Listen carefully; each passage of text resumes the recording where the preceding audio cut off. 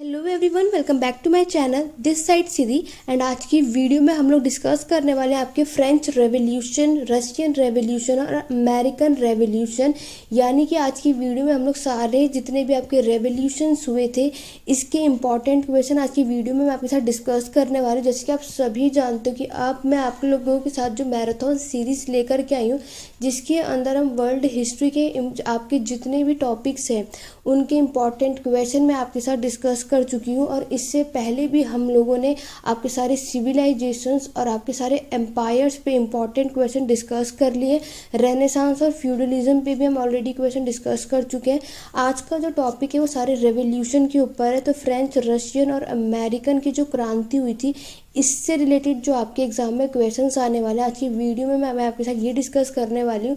जिस भी स्टूडेंट ने इससे पहले की वीडियो से लेक्चर नहीं देखे, आप सभी इसको वर्ल्ड हिस्ट्री की प्लेलिस्ट में जाकर के चेकआउट कर सकते हैं। लिंक डिस्क्रिप्शन बॉक्स में आप सभी को मिल जाएगा। और चलिए देखते हैं क्योंकि ये बहुत ही इंपॉर्टेंट टॉपिक्स है। चाहे आप किसी भी entrance, competitive, UGC net, evenly UPSC की भी तैयारी करोगे तो ये बहुत ही इंपॉर्टेंट टॉपिक माना जाता है। और ये सारे क्वेश्चन आपके एग्जाम में पूछे हुए क्वेश्चंस आज की वीडियो में मैंने यहाँ पे रखे हुए हैं। तो वीडियो को बिल्कुल भी स्किप मत करना, वीडियो के एंड तक बने रहना। और देखो कि अगर आप लोगों ने सारे यानी कि ये तीनों रेवोल्यूशंस आप सभी ने पढ़ लिए हैं तो आज आपकी प्रैक्टिस की बारी है। और आप चेकआउट करो कि रेवोल्यूशन से रिलेटेड आप सभी के एग्जाम में अगर क्वेश्चंस आएंगे तो आप लोग उनको ईजिली से कर पाएंगे या नहीं। तो चलिए स्टार्ट करते हैं अपनी आज की वीडियो को स्टार्ट करने से पहले अगर आपने अभी तक मेरे चैनल को सब्सक्राइब नहीं किया है, मेरी वीडियोस को फर्स्ट टाइम देखे तो मेरे जल्दी से चैनल को सब्सक्राइब कर लीजिए। बेल आइकन ज़रूर प्रेस करना रात के 9:30 बजे, ताकि जब भी वीडियो अपलोड हो तो आप सभी के पास नोटिफिकेशन टाइम टू टाइम आए। साथ में वीडियो को लाइक शेयर ज़्यादा से ज़्यादा कीजिए ताकि हमारे साथ और भी स्टूडेंट्स या और भी लोग हमारे साथ जुड़ें, जिससे हमें अच्छा लगता है कि हाँ आप सभी हमारे साथ जुड़ रहे हैं और हमारा चैनल जो है वो बहुत ग्रोथ करे। तो उस सब के लिए आपको सपोर्ट करना होगा। बाकी मैं आप सभी के लिए ऐसे ही वीडियोस लेकर के आती रहूँगी। तो चलिए स्टार्ट करते हैं और देखते हैं कि रेवोल्यूशन से रिलेटेड किस तरीके से आप सभी के एग्जाम में क्वेश्चंस पूछे जाते हैं।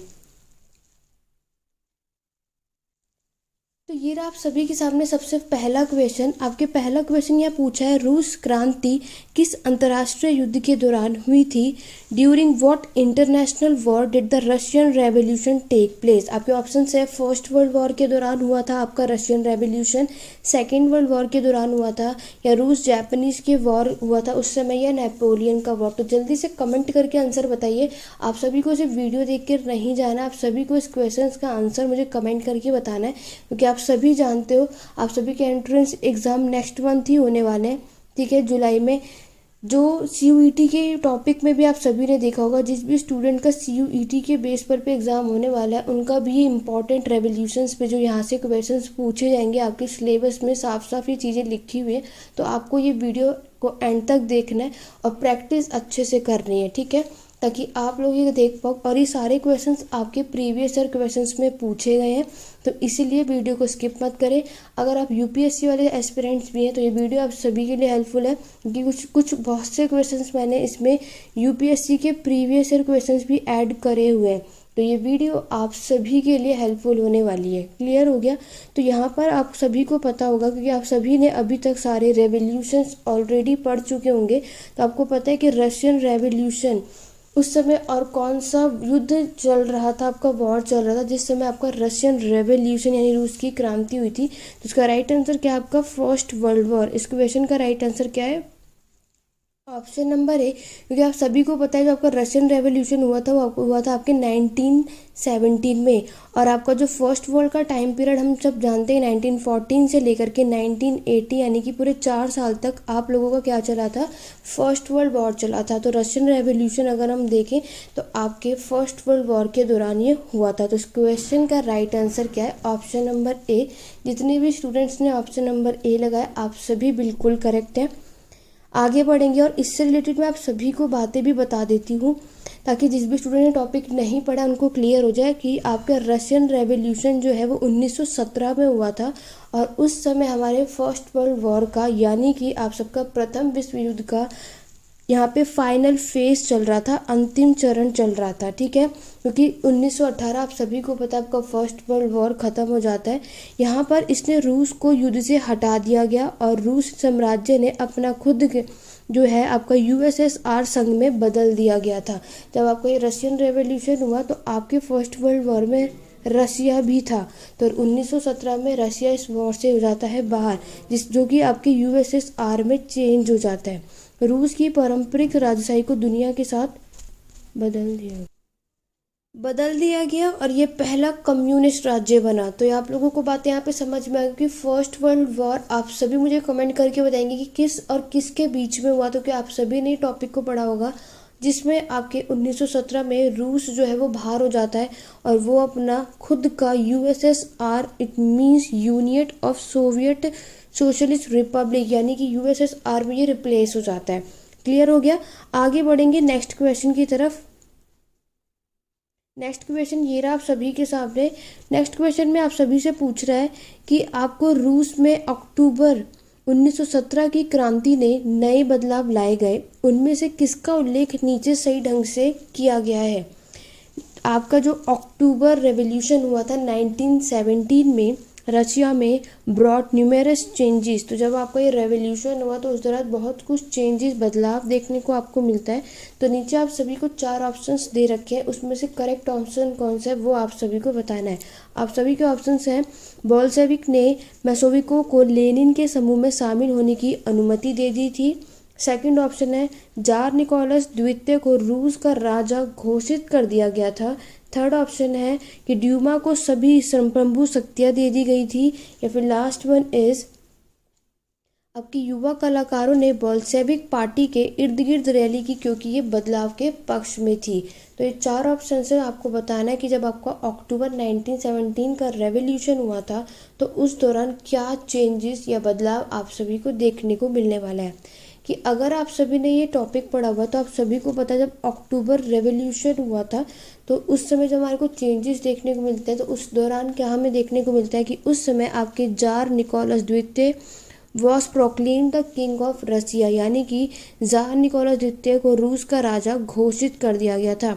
इस क्वेश्चन का राइट आंसर क्या है, ऑप्शन नंबर बी। अब ए, सी और डी गलत क्यों है अब मैं आप सभी को ये भी क्लियर कर देती हूँ।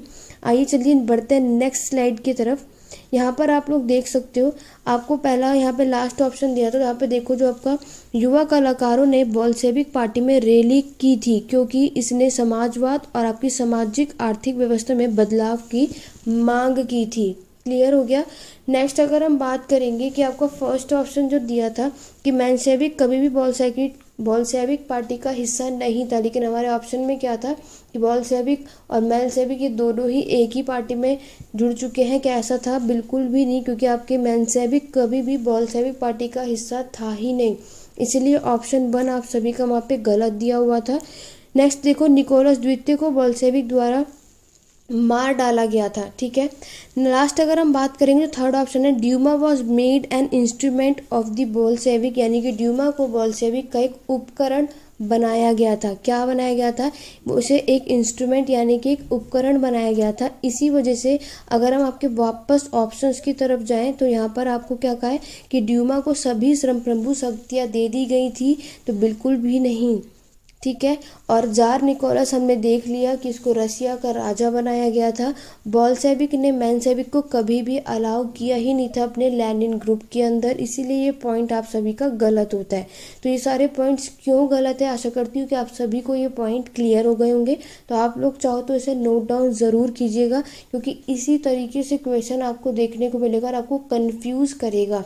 क्योंकि आपने ये चीज़ें देखी, चारों चीज़ें आपकी रशिया रेवोल्यूशन के दौरान हुई थी, लेकिन इसको यहाँ पे थोड़ा सा गलत करके, इनकरेक्ट करके आप सभी से पूछा गया। और जिन्होंने ढंग से टॉपिक को नहीं समझा होगा, नहीं पढ़ा होगा, तो वो ऐसे क्वेश्चंस में फंस जाते हैं।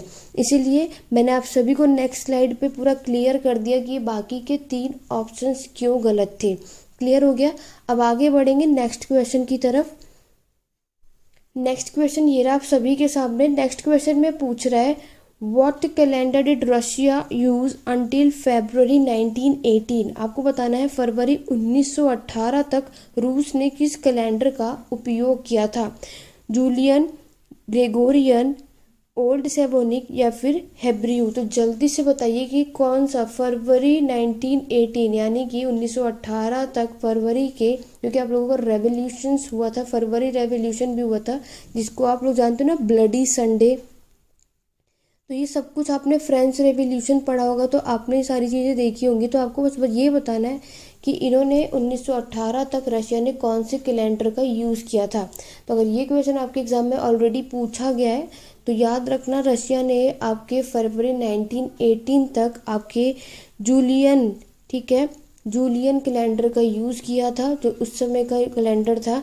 उसके बाद यहाँ पे इन्होंने ग्रेगोरियन, जो आज प्रेजेंट टाइम में जो हम कैलेंडर यूज़ करते हैं उसे ग्रेगोरियन कैलेंडर कहा जाता है। ये बात आप सभी जानते हैं। इस क्वेश्चन का राइट आंसर क्या है आपका? Option number A. अगर मैं आप सभी को नेक्स्ट स्लाइड पे इसका मैं आप सभी को बता देती हूँ।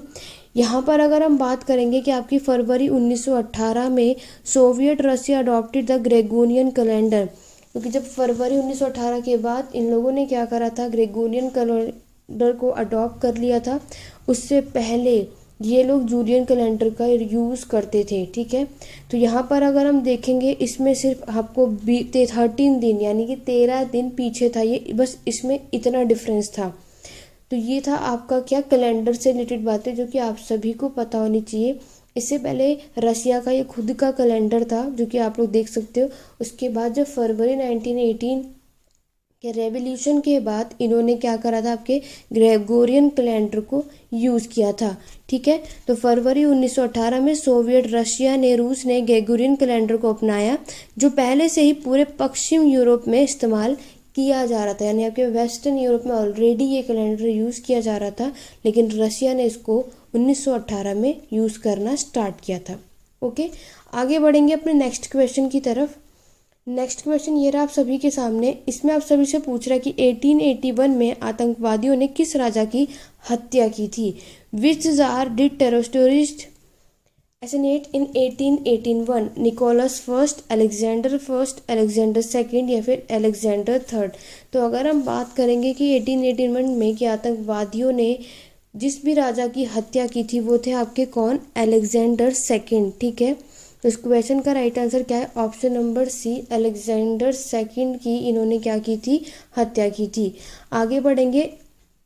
यहाँ पर अगर आप समझोगे तो यहाँ पर आप देख सकते हो, जार अलेक्जेंडर सेकंड यानी कि मार्च 1881 में आतंकवादी क्रांतिकारी संगठन नरोदानिया वोलिया यानी कि पीपुलस पीपल, ठीक है, पीपल विल के सदस्यों द्वारा किए गए बम हमले में जार अलेक्जेंडर सेकंड की हत्या कर दी गई थी। एक बात ये भी याद रखना कि बहुत से स्टूडेंट यहाँ पे कंफ्यूज हो गए होंगे कि अलेक्जेंडर द ग्रेट की बात तो नहीं चल रही, तो उसमें और इसमें बहुत डिफरेंस है। अभी हम रेवोल्यूशन पढ़ रहे हैं तो यहाँ पे मैं जार अलेक्जेंडर द्वितीय यानी कि सेकंड की बात कर रही थी, ठीक है। तो जिन्होंने ये टॉपिक पढ़ा हुआ है आप सभी समझ सकते हो। तो याद रखना, मार्च 1881 में इनको मारा गया था, ठीक है। इनका संगठन आप सभी को पता होना चाहिए कि नरोदने वॉल्य था यानी पीपल विल, इसी के सदस्य द्वारा इन्हें बम से क्या करा था? अटैक के द्वारा इन्हें मार दिया गया था। आगे बढ़ेंगे अपने नेक्स्ट क्वेश्चन की तरफ। यहाँ पे आप सभी से पूछा जा रहा है कि जब फरवरी क्रांति के दौरान कौन सा नारा लगाया गया था? तो फरवरी 1918 में जब ये रेवोल्यूशन हुआ था, what slogan was shouted during the February revolution? Let them eat cake, उन्हें केक खाने को दो, या केक मतलब है यहाँ पर आपकी, ये बात बोला था उन्होंने कि जब ये रेवोल्यूशन चल रहा था तो उन्होंने ये क्रांति क्यों करी थी कि उन्हें केक खाने के लिए चाहिए था फ्रीडम एंड जस्टिस, यानी वो स्वतंत्रता और न्याय चाहते थे। नो मोर वॉर, या फिर वो और लड़ाई करना नहीं चाहते थे, या ब्रेड एंड पीस यानी रोटी और शांति।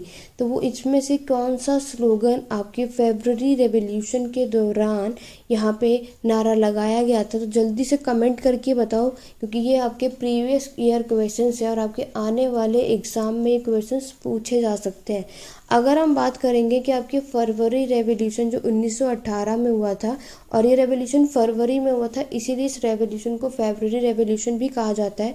और इस दौरान जो स्लोगन दिया गया था वो दिया था आपके ब्रेड एंड पीस का, ठीक है, रोटी और शांति का। तो इस क्वेश्चन का राइट आंसर क्या है? Option number D.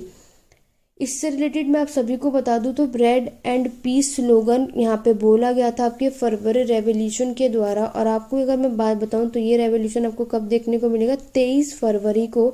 इस समय आप देखोगे इंटरनेशनल वुमेन डे, ठीक है, यानी कि 23 फरवरी को आपके अंतर्राष्ट्रीय महिला दिवस पर रूस की महिलाओं ने युद्ध में हो रहे वध के खिलाफ रोटी और शांति का आह्वान करते हुए प्रदर्शन किया था। तो आप लोग ये बात समझ रहे हो कि ये जो स्लोगन है आपके रशिया के लोगों ने, यहाँ पर आप लोग देख सकते हो कि इन लोगों ने किस चीज़ का यहाँ पर, फिर इन वुमेन्स ने यहाँ पे जो स्लोगन गाया था वो ब्रेड और पीस का था, क्योंकि इतने वॉर चल रहे थे, ठीक है, महामारी का समय आ चुका था, ठीक है, सब भुखमरी से मर रहे थे, तो इन्हें ब्रेड रोटी भी चाहिए थी क्या, ठीक है। तो ये सारी प्रॉब्लम का फेस ऑफ था। तो फाइनली वहाँ की जो रशिया की महिलाएं ने युद्ध हो रहे वध के खिलाफ, क्योंकि देखो उस वध में आप सभी को पता है उसमें जितने भी लोगों की डेथ हो रही थे उनमें से उनकी भी फैमिली इंक्लूडेड थी। तो उसी वजह से उसके अगेंस्ट जाकर उन्होंने ब्रेड एंड पीस के यहाँ पर क्या लगाया था, नारा, यानी कि स्लोगन दिया था। आगे बढ़ेंगे नेक्स्ट क्वेश्चन की तरफ। नेक्स्ट क्वेश्चन ये रहा आप सभी के सामने, और नेक्स्ट क्वेश्चन में पूछा है अमेरिका और फ्रांसी यानी कि अमेरिकन वॉर और आपका फ्रेंच रेवोल्यूशन जो हुआ था और बाद के ज्ञानोदय के क्या परिणाम थे। तो किसके, both the American and French revolution were outgrowth of the dash and the later enlightenment. आपके ऑप्शन है 30 year war, Napoleon war, 7 year war या फिर क्रिमिनल वॉर। तो जल्दी से कमेंट करके बताओ कि अमेरिकन और फ्रांसी ये जो दोनों क्रांति हुई थी तो और किसके बाद के ज्ञानोदय के परिणाम थे। तो स्टूडेंट आप सभी मुझे इस क्वेश्चन का आंसर कमेंट करके बताने वाले हैं। ये क्वेश्चन का आंसर मैंने आप सभी पे छोड़ दिया है, ठीक है।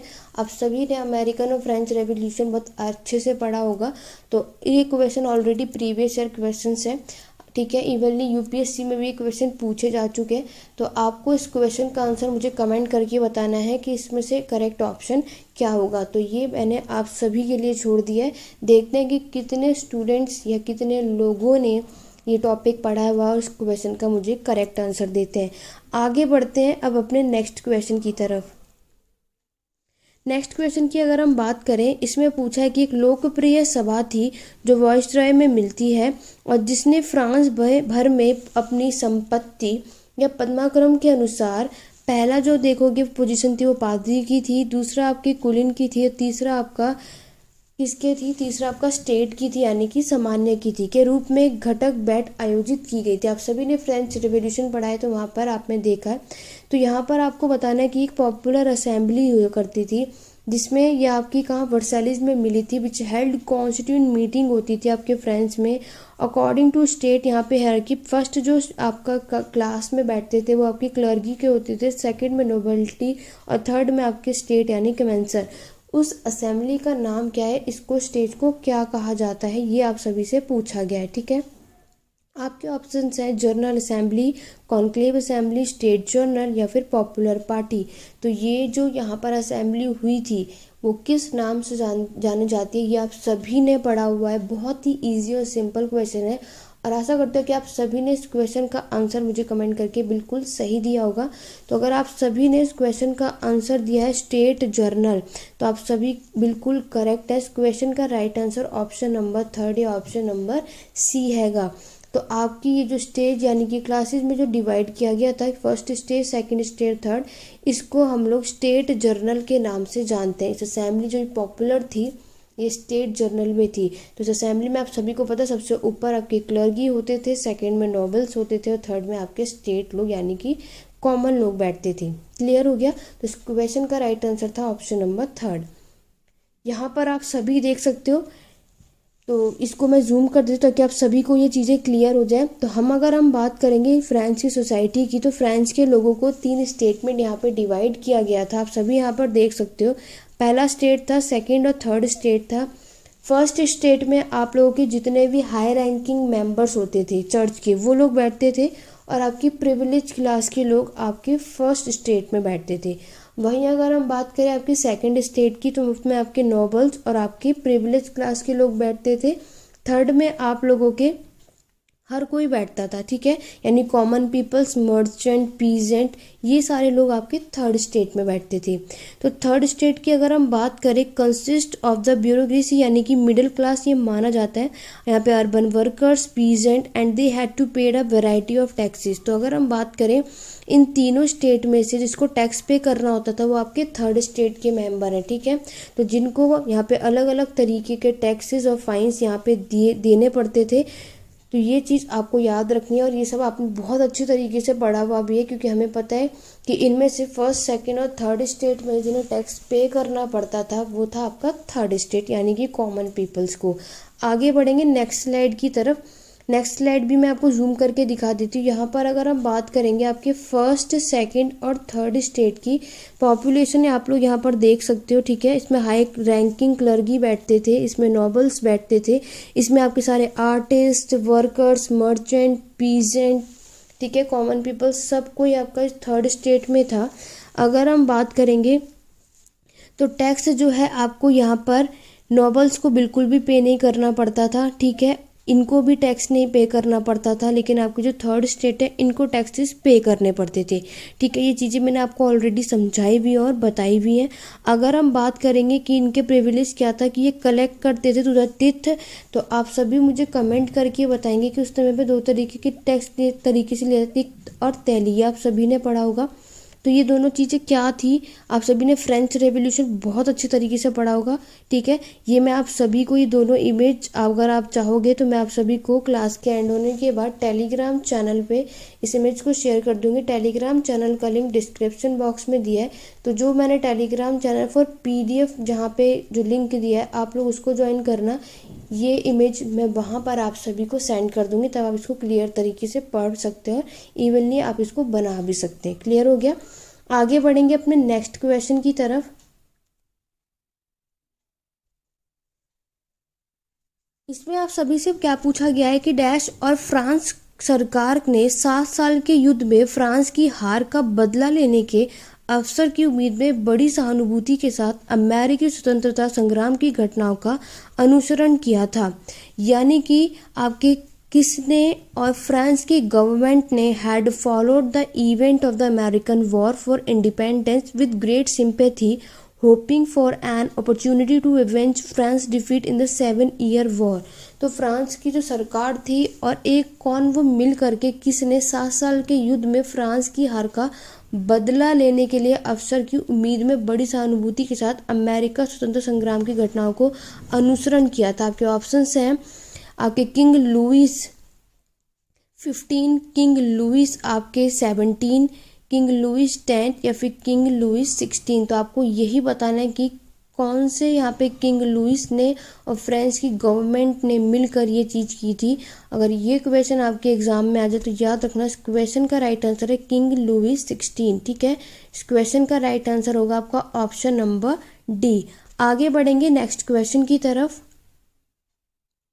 नेक्स्ट क्वेश्चन ये रहा आप सभी के सामने। इसमें पूछा गया है अमेरिकी गृह युद्ध छिड़ गया जब संघीय सरकार ने संघ से अलग होने और एक नई सरकार बनाने के लिए कई दक्षिणी राज्यों के प्रयासों को दबाने की कोशिश की थी और संघीय सरकार के घुसपैठ के राज्यों के अधिकारों के विरुद्ध सिद्धांत पर छेड़ा गया था, खासकर गुलामी के मामले में। आपको बताना अमेरिकन सिविल वॉर हुआ था, broke out when the federal government tried to suppress the efforts of a number of southern state to secede from the union and form of a new government and was waged on the principle of states' right opposition of federal government intrusion, especially with regard to the issue of slavery। तो वो कौन थे उसमें आपको option थे America का जो 11वां संघीय राज्य, सेकंड ऑप्शन है आपका provincial Confederate state of America, third option is आपका राष्ट्रीय संघ राज्य यानी कि कॉन्फेडरेट स्टेट या फिर Confederate state of America.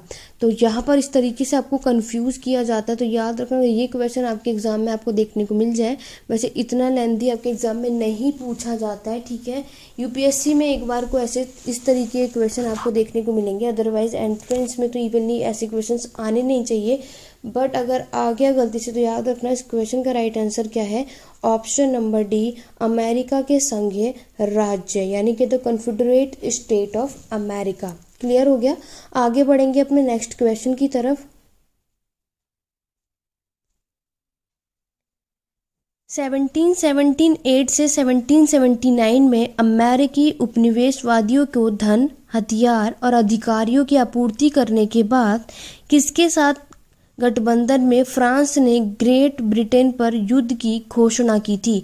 After supplying the American colonist with money, arms and officers in 1778 to 1779 in alliance with Dash and France declare war on Great Britain। आपके option है पुर्तगाल, जर्मनी, स्पेन या फिर Italy. तो अगर हम बात करेंगे 1778 से 1779 में जब अमेरिका उपनिवेशवादियों को धन मिला, उनको हथियार और उनके अधिकारियों की आपूर्ति करने के बाद किसके साथ गठबंधन में फ्रांस ने ग्रेट ब्रिटेन के साथ जो घोषणा की थी, तो वो की थी आपके स्पेन के साथ मिलकर के।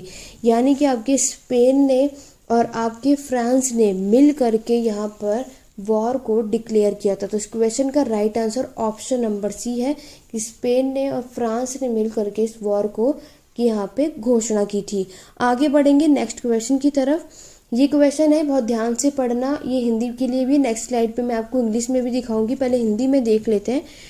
2 बॉर्बन सम्राटों के अलोकप्रिय शासन के बाद बॉर्बन बहाली नीतियों के लिए रिपब्लिकन प्रतिक्रिया तेज थी, जिसके कारण रिपब्लिक समर्थक लुइस फिलिप तथाकथित बुर्जुआ राजा का चयन हुआ था, जो रिपब्लिक समर्थन ड्यूक का बेटा था, जिसने क्रांति के दौरान ट्रोन के लिए निष्पादित किया गया 1848 की आगामी क्रांति ने पुनर्स्थापना समर्थक और गणतंत्र समर्थक गुटों के बीच एक और नेतृत्व किया गया था, जिसकी प्रणीति पूर्व सम्राट के भतीजे लुइस नेपोलियन बोनपार्ट की संसद द्वारा के डैश के रूप में चुनाव के साथ हुई थी। आपके ऑप्शन है प्रधानमंत्री, जार, राष्ट्रपति या फिर राज्यपाल। तब तक आप लोग मुझे कमेंट करके आंसर बताइए। तब तक इंग्लिश वाले स्टूडेंट आप लोग यहाँ पर क्वेश्चन अपना रीड कर सकते हो और आपको बताना है कि उस समय जो उसके नेफ्यू थे वहाँ पर उनको कौन सी पोजीशन के लिए चुना गया था।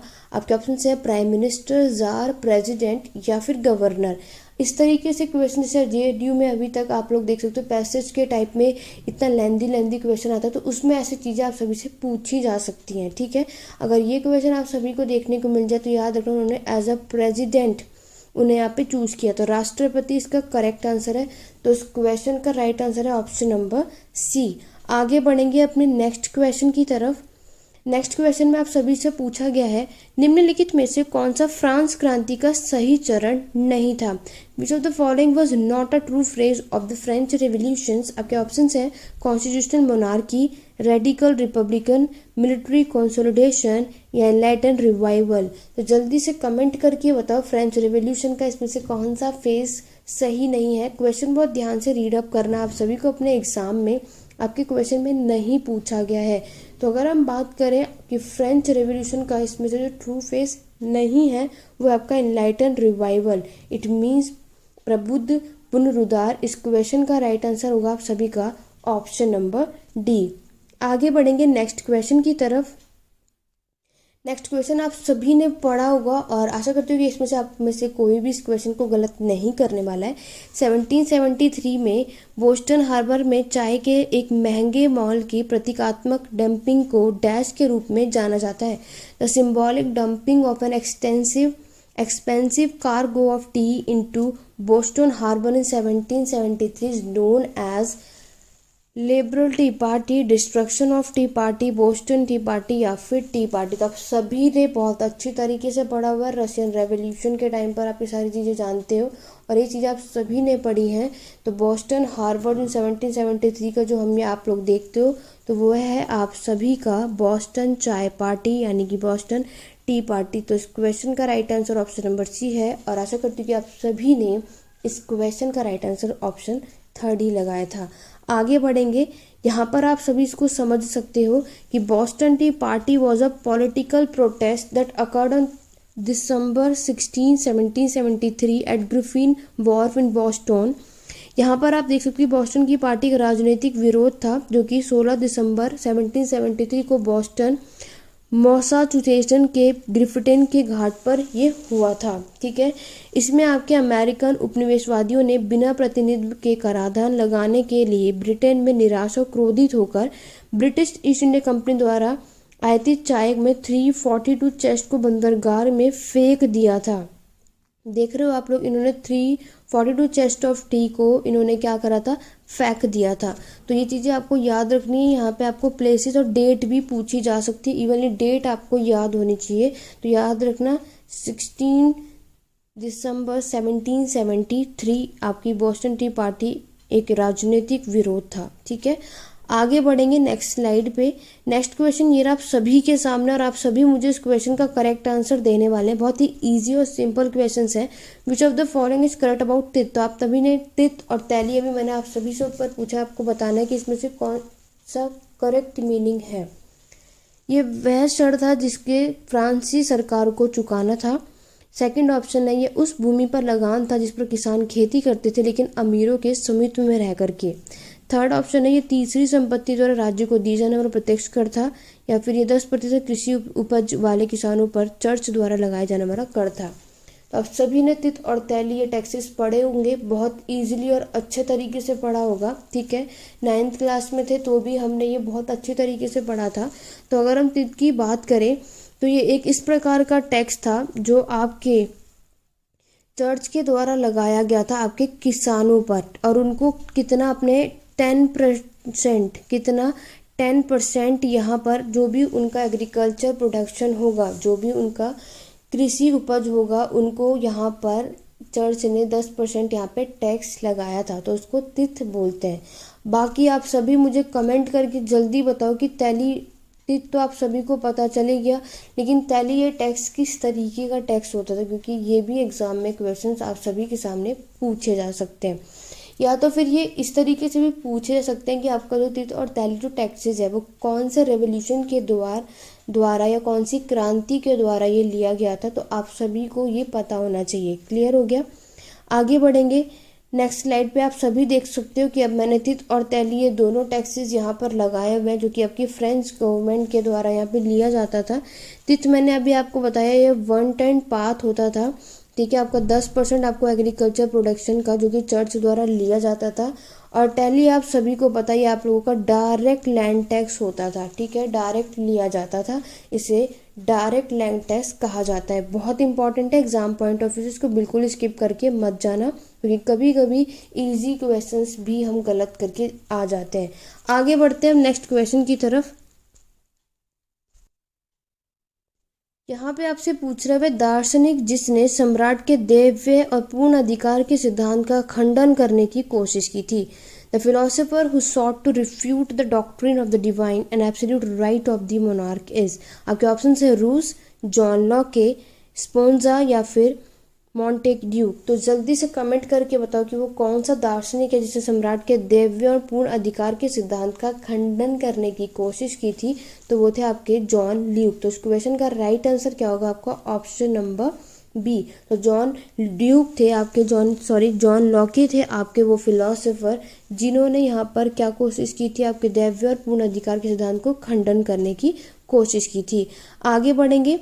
यहाँ पर आप सभी देख सकते हो कि जॉन लॉके जो है वो मानवतावादी और प्रबुद्ध दृष्टिकोण से प्रेरित थे। यानी कि जो जॉन लॉके हैं वो आपके इंस्पायर्ड थी ह्यूमनिस्टिक और एनलाइटेंड व्यू पॉइंट से। ठीक है, कि वे सभी मनुष्य समान है, ऐसा ये मानता है। कि आप सभी जानते हो रेनेसांस पुनर्जागरण आप सभी ने पढ़ा हुआ है, जिसमें सबसे ज़्यादा इंपॉर्टेंट बाद में ह्यूमैनिज्म यानी मानवतावाद को दी गई थी। ठीक है, ये टॉपिक आपने सभी ने पढ़ा हुआ है।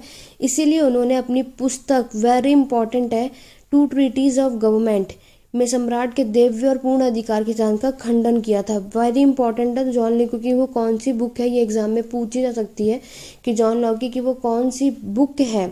ठीक है, उस बुक का नाम बताना है जिसमें उन्होंने डॉक्ट्रिन ऑफ द डिवाइन और absolute right of the monarch को क्या किया था, रिफ्यूज किया था, उसका खंडन किया था। तो बुक का नाम भी आपके एग्जाम में पूछा जा सकता है, तो ये इसको नोट डाउन कर लो। इवनली ये आपसे अलग से भी पूछा जा सकता है कि ये बुक किसके द्वारा लिखी गई थी। क्लियर हो गया, तो यहाँ पर आप समझ गए कि ये भी पूछा सकता है कि वो किससे इंस्पायर्ड था, आपकी ह्यूमैनिस्टिक यानी कि मानवतावाद से ये प्रेरित थे। इसी वजह से उन्होंने जो आपकी मोनार्की सिस्टम थी, राजतंत्र था, इसका इन्होंने खंडन किया था। आगे बढ़ेंगे नेक्स्ट क्वेश्चन की तरफ। नेक्स्ट क्वेश्चन आप सभी से पूछ रहा है कि 1792 की गर्मियों में जैकोबिन्स द्वारा दिए गए निर्देश का क्या परिणाम रहा था। What was the outcomes of the instruction of the summer of 1792 by the Jacobins? आपके ऑप्शंस है, आतंक का राज शुरू हो गया था, फ्रांस संवैधानिक स्वतंत्र राजतंत्र बन गया था, या 21 साल और उससे अधिक उम्र के सभी पुरुष को धन की परवाह किए बिना वोट देने का अधिकार मिल गया था, या इसमें से कुछ भी नहीं। तो जैकोबिन क्लब आप सभी ने पढ़ा हुआ है, ठीक है, और आप सभी को पता है कि ये आप सभी के फ्रेंच रेवोल्यूशन, फ्रांस की क्रांति के अंदर ही इंक्लूडेड है। तो आप सभी को पता होना चाहिए। तो आपको यही बताना है कि 1792 में जो गर्मियों में जैकोबिन द्वारा दिए गए जो निर्देश का उसका परिणाम क्या निकला था।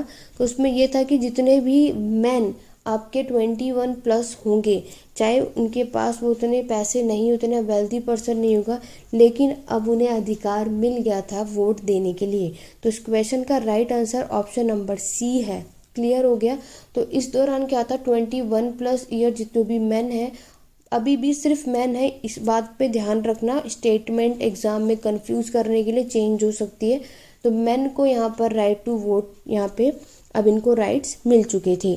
यहाँ पर आप नेक्स्ट स्लाइड पे इसको समझ भी सकते हो। यहाँ पर आप देखो कि 1792 की गर्मियों में जैकोबिन्स ने बड़ी संख्या में पेरिसों के विद्रोह की योजना बनाई थी, ठीक है, जो भोजन की कम आपूर्ति और उच्च कीमतों से नाराज थे। 10 अगस्त की सुबह उन्होंने तुजिलरीज के महल पर धावा बोल दिया था और राजा के रक्षकों का नरसंहार और किया, और राजा को कई घंटों तक बंधक बनाकर इन्होंने रखा था। बाद में विधानसभा ने शाही परिवार को कैद करने के लिए मतदान किया। हुए चुनाव में अब से 21 वर्ष और उससे अधिक उम्र के सभी पुरुषों को धन की परवाह किए बिना वोट देने का अधिकार था।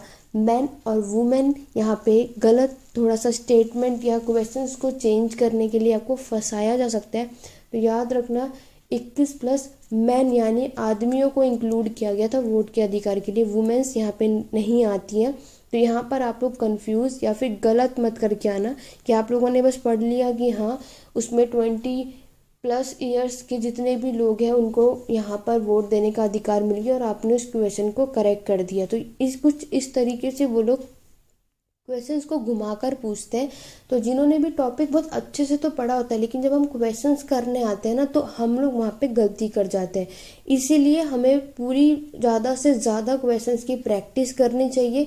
इसीलिए मैं आप सभी के लिए, क्योंकि अभी टाइम बहुत कम है, कोई भी टॉपिक लेकर नहीं आ रही हूँ, बीच बीच में मैं आपके वो टॉपिक्स आपको करा देती हूँ जो आप सभी मुझसे कहते हैं कि मैम हमारे एग्ज़ाम आने वाले हैं और हमें इस पर वीडियोज़ चाहिए। तो मैं उन पर वीडियोज़ लेकर के आती हूँ, ठीक है, ताकि आप सभी को टॉपिक भी क्लियर होता जाए। इवनली आप सभी ने सारे टॉपिक्स को अच्छे तरीके से पढ़ लिया होगा, लेकिन आप सभी को प्रैक्टिस की ज़रूरत है, ठीक है। मैं आप सभी के लिए बहुत जल्द मॉक टेस्ट लेकर के आने वाली हूँ, टेस्ट सीरीज स्टार्ट करने वाली, जिसमें आप सभी के यहाँ पे 100 क्वेश्चंस देखने को मिलेंगे। जिस तरीके से आपके एग्जाम में क्वेश्चंस पूछे जाएंगे, तो मेरे साथ बने रहें, जुड़े रहें। उस टेस्ट सीरीज स्टार्ट करने से पहले मैं आप सभी की अच्छी सी प्रैक्टिस करवा दे रही हूँ। फिर जब मैं टेस्ट सीरीज या मॉक टेस्ट लेकर आऊँगी तो आप लोगों के एग्जाम में जैसे क्वेश्चंस होते हैं ना, आपको उसी तरीके से करना है। 100 क्वेश्चंस मैं एक ही वीडियो में लेकर के आऊँगी और आपको टाइम भी मिलेगा उस क्वेश्चंस को करने के लिए, ताकि आप लोग देख सको, जिसमें एंशिएंट, मेडिवल, मॉडर्न, वर्ल्ड चारों से क्वेश्चन में इंक्लूड करूँगी। और जिस तरीके से आपके एग्जाम में क्वेश्चंस पूछे जाते हैं उसी तरीके से क्वेश्चंस मैं वहाँ पर लेकर आने वाली हूँ। चाहे वो आपके स्टेटमेंट टाइप क्वेश्चंस हो, चाहे आपके वो मैच द फॉलोइंग हो, चाहे वो आपके वन वर्ड हो, ठीक है। जितने भी तरीके से क्वेश्चंस आपके एग्जाम में, तो उस तरीके से मैं आपके क्वेश्चंस रखने वाली हूँ। तो उसके लिए मेरे चैनल पे बने रहिए, वीडियो को ज़्यादा से ज़्यादा लाइक शेयर करो, और मैं आप सभी से यही आशा करती हूँ कि आप सभी उस टेस्ट सीरीज़ में आएंगे और उस टेस्ट सीरीज़ को करेंगे, ठीक है। मॉक टेस्ट को अगर आपको करना है, अगर आप लोग चाहते हो तो ही मैं वो वीडियोस लेकर के आऊँगी। लास्ट ईयर भी मैंने वो सीरीज़ चलाई थी 100 क्वेश्चंस, और मैक्सिमम स्टूडेंट ने उस टेस्ट सीरीज़ मॉक टेस्ट में पार्टिसिपेट भी किया था। और उस 100 क्वेश्चंस को आपको 2 यानी कि 2 घंटे के अंदर उन स्टूडेंट ने उस क्वेश्चंस के आंसर भी मुझे करके दिए थे, ठीक है। तो आप आशा करती हूँ कि इस बार आप जितने भी स्टूडेंट एंट्रेंस एग्जाम की तैयारी कर रहे हैं तो आप सभी इस बार आप सभी पार्टिसिपेट करने वाले हैं। और आप लोग ये क्योंकि आप लोग एग्ज़ाम से पहले आपका एक छोटा सा एग्ज़ाम यहाँ पर मैं लेने वाली हूँ, और इससे आप लोगों को ये नज़र आ जाएगा कि आप लोगों ने सारे टॉपिक्स पढ़ लिए हैं, अब आप लोग रिविज़न भी कर रहे हो, तो क्या अब आप क्वेश्चंस करने के लिए तैयार हो या नहीं। तो आप लोग मुझे कमेंट करके ज़रूर बताइएगा कि आप लोग वो चाहते हो वीडियोस लेकर के आऊँ या नहीं। तो जो कि ज़्यादा से ज़्यादा बस आपको लाइक शेयर करना है, चैनल पे बने रहना है, और अपडेट पाने के लिए टेलीग्राम चैनल पे भी जुड़ जाओ, ठीक है। बेल आइकन ज़रूर प्रेस करके रखो ताकि वो वीडियो जब भी आएगी अपडेट मैं आपको ऑलरेडी पहले ही कर दूँगी। जब भी वो टेस्ट या मॉक टेस्ट मैं आप सभी के लिए लाऊंगी तो 2 दिन पहले मैं आप सभी को बता दूंगी कि आप लोगों का इस दिन टेस्ट होने वाला है। तो आप सभी अब कम से कम अपने सारे टॉपिक्स को रिवाइज करके पढ़ के आ सकोगे, ठीक है। तो सब कुछ मैं आपको टेलीग्राम चैनल पे बता दूंगी। ऑलरेडी वहाँ पे हमारे 1K फॉलोअर्स होने वाले हैं, तो जल्दी से आप सभी उसको जाइए और टेलीग्राम को चैनल को ज्वाइन कीजिए और हमारे साथ जुड़ जाइए। आगे बढ़ेंगे हम अपने नेक्स्ट क्वेश्चन की तरफ। नेक्स्ट क्वेश्चन ये रहा आप सभी के सामने। नेक्स्ट क्वेश्चन आपसे पूछा गया है, आपको असर्शन और रीज़न दिया है। इस तरीके के भी क्वेश्चन आपके एग्जाम में दिए जाता है, आप सभी को ये बातें पता है। कथन दिया है कि 1791 के संविधान के अनुसार सभी नागरिकों को मत देने का अधिकार नहीं था। इसका कारण है केवल 18 वर्ष से अधिक आयु के पुरुषों को ही वोट देने का अधिकार दिया गया था, जिन्होंने कम से कम 3 दिन की मजदूरी के बराबर कर का भुगतान किया था। तो आपको यहाँ पर असर्शन क्या दिया है कि जो 1791 का कॉन्स्टिट्यूशन के अकॉर्डिंग अगर हम बात करें तो किसी भी सिटीजन्स को वोट देने का अधिकार नहीं था। तो उसका कारण क्या है कि ओनली मैन जो कि 18+ होंगे, क्या सिर्फ वो ही वोट दे पाएंगे। तो आप सभी का ये होमवर्क का क्वेश्चन है, तो आप सभी इस क्वेश्चन का आंसर मुझे कमेंट करके बताने वाले हैं। तो आज की वीडियो में मैंने आपको 2 क्वेश्चन दिए हैं और आशा करती हूँ कि आप सभी मुझे इस दोनों क्वेश्चन का आंसर कमेंट करके बताने वाले हैं। कमेंट बॉक्स में बताइएगा, लाइव चैट में आप लोग इसका आंसर मत बताना।